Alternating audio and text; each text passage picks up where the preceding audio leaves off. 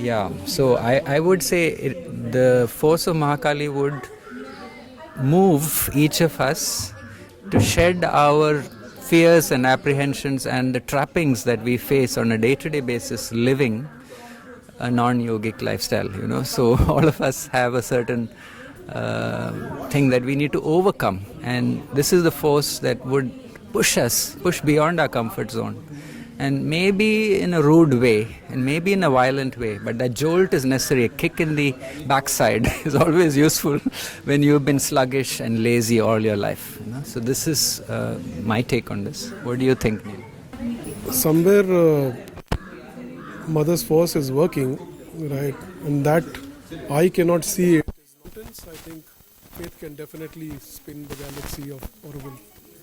We need to just have faith and do our bit in adding to what is already happening, and not be so worried, and especially not have a commentary on what others are doing. I think there's too much of obsession about what is not happening, what somebody else is doing.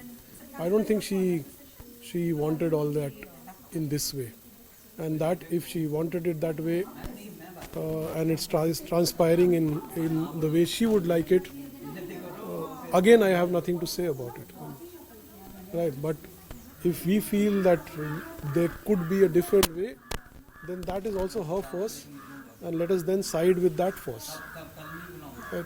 But to just keep on debating and talking and normally have a negative conversation is what I personally feel is pulling everything down, because she's written it in so many places that when we talk negatively, we invite the negative forces. So right now we find this whole idea that Auroville is a very difficult place to be. Every newcomer is told that. Anybody who visits is told that. Right. I have had attended lectures here where people, architects from abroad have been told Auroville is a very difficult place. You don't understand it. So what do we mean by saying that it's a difficult place? I cannot wrap my head around that whole whatever it can be called, an analysis, a statement. From whom? Who are we to really with our little minds and our little hearts have this kind of an opinion which is so all encompassing and powerful that it has stopped everything in its ranks. So I think let's just have faith and work. That's it.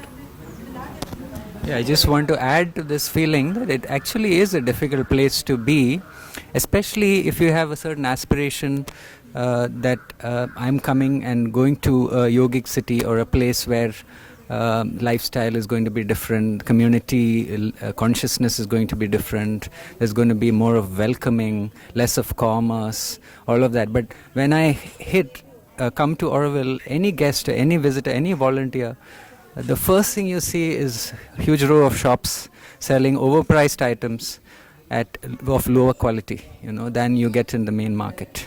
So it's something that and I've seen people crying sitting on the lawns because this is not what they expected when they came to Auroville. So it is a difficult place.